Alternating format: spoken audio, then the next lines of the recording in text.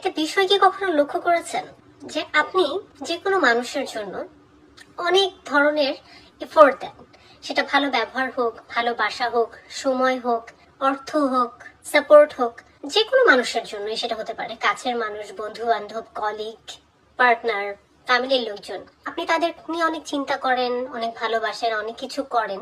এইগুলার অ্যাপ্রিসিয়েশন আপনি পান বা না পান, কিন্তু আপনি যে মুহূর্তে এমন কিছু করলেন যেটা তাদের মত বিরুদ্ধ, স্বার্থ বিরুদ্ধ, অথবা তাদের পছন্দসই না, ঠিক সেই মুহূর্তেই দেখবেন আপনি ভিলেন হয়ে যাবেন। আপনি 100টার ভিতরে 80টা ভালো কাজ করলেন, ভালো এফোর্ট দিলেন, সেগুলার অ্যাপ্রিসিয়েশন থাকুক বা না থাকুক, বা সেগুলোর জন্য আপনাকে ভালো মানুষের তকমা দেওয়া হোক বা না হোক, ওই তাদের স্বার্থের সংঘাত হওয়ার সাথে সাথে দেখবেন আপনি খারাপ মানুষের লিস্টে পড়ে গেছেন। আপনি ঠিক ততক্ষণ পর্যন্তই মানুষের কাছে ভালো থাকবেন যখন পর্যন্ত আপনি তাদের হ্যাঁতে হ্যাঁ মিলাতে পারবেন। কিন্তু কোনো কারণে আপনি যদি কখনো না বলেন, কোনো কারণে যদি তাদের সাথে মত পার্থক্য, মত বিরোধ তৈরি হয়, অথবা কোনো কারণে তাদের ওই হ্যাঁতে হ্যাঁ মিলানোটা আসলে মনে হয় যে দিস ইজ দ্য লিমিট, পারছেন না আপনি আর, ঠিক সেই মুহূর্তেই তৈরি হয় সংঘাত।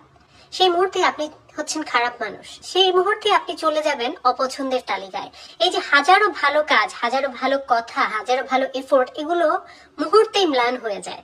আমরা কেন যেন ভালো জিনিসটা